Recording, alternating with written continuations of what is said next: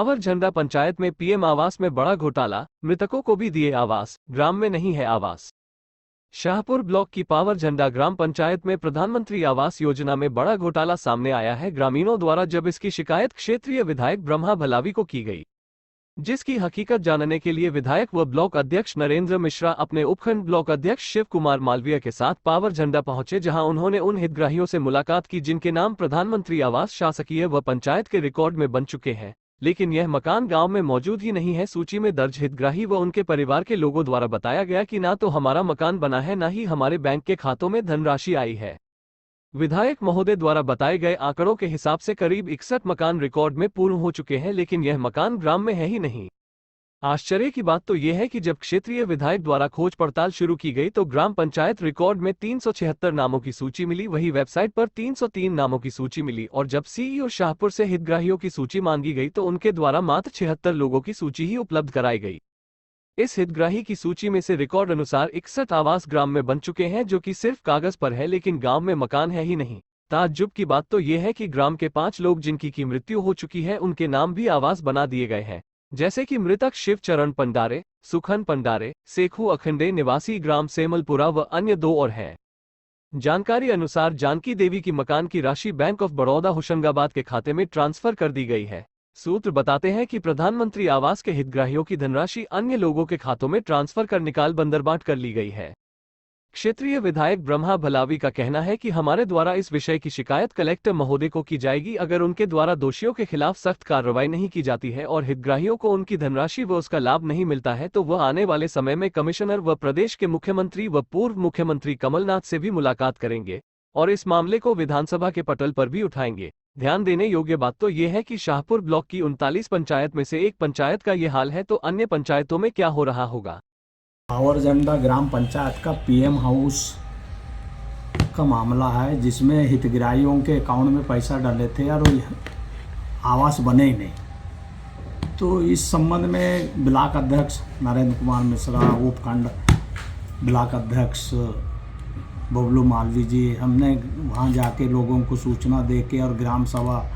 बुलाए, और ग्राम सभा में जो लिस्ट ब्लॉक अध्यक्ष ने जनपद से लिया था उसमें और पंचायत से ऐसे लिस्ट का हमने मिलान किया, और ग्रामीण वासियों से पूछा गया कि इस हितग्राही के नाम से पीएम हाउस स्वीकृत हुआ था तो बना कि नहीं, तो ग्रामीण वासियों ने बताया कि बना ही नहीं पीएम हाउस और पैसा निकल गए, ये बताया गया। जानकारी अनुसार कुछ लोग मृत हो गए हैं, उनके भी नाम पीएम आवास स्वीकृत हो गए हैं। हाँ, 5 लोगों के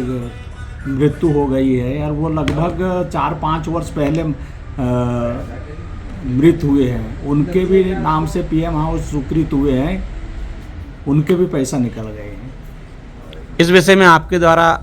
क्या कार्रवाई की जा रही? इस विषय में मैं कल 8 तारीख को कलेक्टर साहब से मिलकर उनको जानकारी दूंगा और कार्रवाई करने के लिए उनको अवगत कराऊंगा, या कार्रवाई वो लोग करवाएंगे कलेक्टर साहब तो ठीक, नहीं तो फिर कमिश्नर के पास जाके उनको भी अवगत कराऊंगा। लगभग 61 हितग्राही हैं, और भी जांच होगी बारीकी से तो और भी सामने आएंगे। को अभी 8 दिन पहले ये जानकारी मिली थी कि एक बहुत बड़ा पीएम आवास जो हमारे प्रधानमंत्री मोदी जी के नाम पे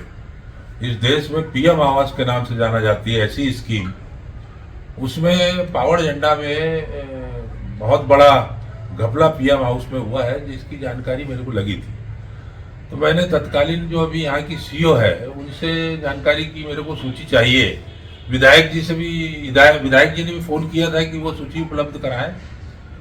तो मेरे को बड़े दुख के साथ कहना पड़ रहा है कि सीईओ जनपद के द्वारा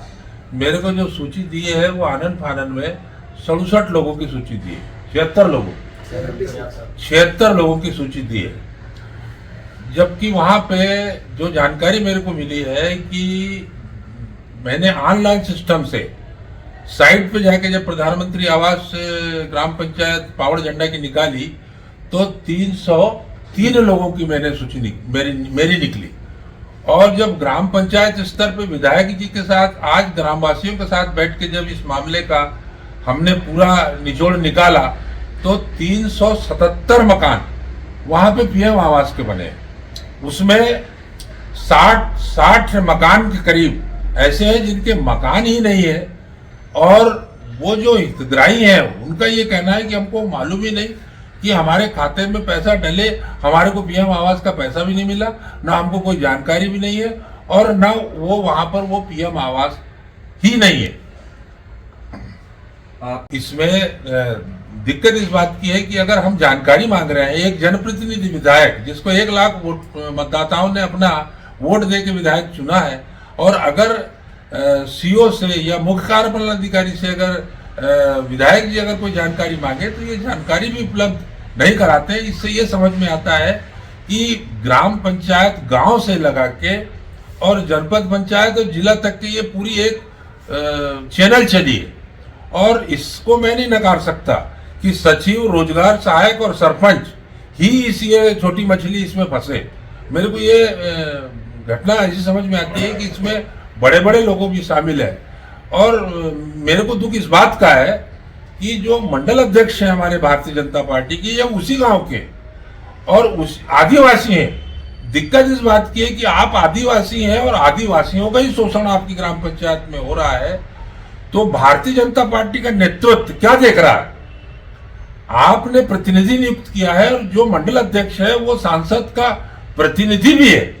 सम्मिलित है, और इनकी जानकारी में सब होने के बाद भी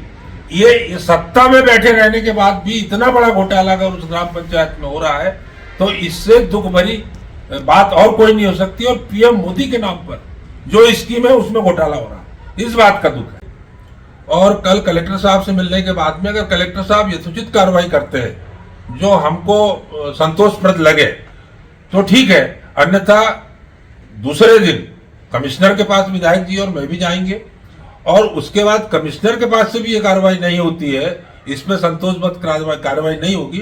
तो हम मुख्यमंत्री और हमारे जो नेता हैं कमलनाथ जी, उनके भी नॉलेज में सारी स्थिति से उनको अवगत कराया जाए। जनपद पंचायत से जो मेरे को सूची आनन फानन में 3, 4, 10 बार फोन करने के बाद में मेरे को केवल 67-76 लोगों की सूची इनने दी है, और जो मैंने वेबसाइट से निकाली है वो 303 लोगों की है, और जो ग्राम पंचायत से मैंने आज मांगी तो उनने 376 लोगों की दी है। इसलिए ये अलग अलग जो डॉक्यूमेंट प्राप्त हो रहे हैं इससे मैं संतुष्ट नहीं हूं। अगर इसका बारीकी से इसकी जांच अगर होगी तो ये बहुत बड़ा एक पीएम आवास के नाम पे बहुत बड़ा मध्य प्रदेश का पहला घोटाला ये माना जाएगा।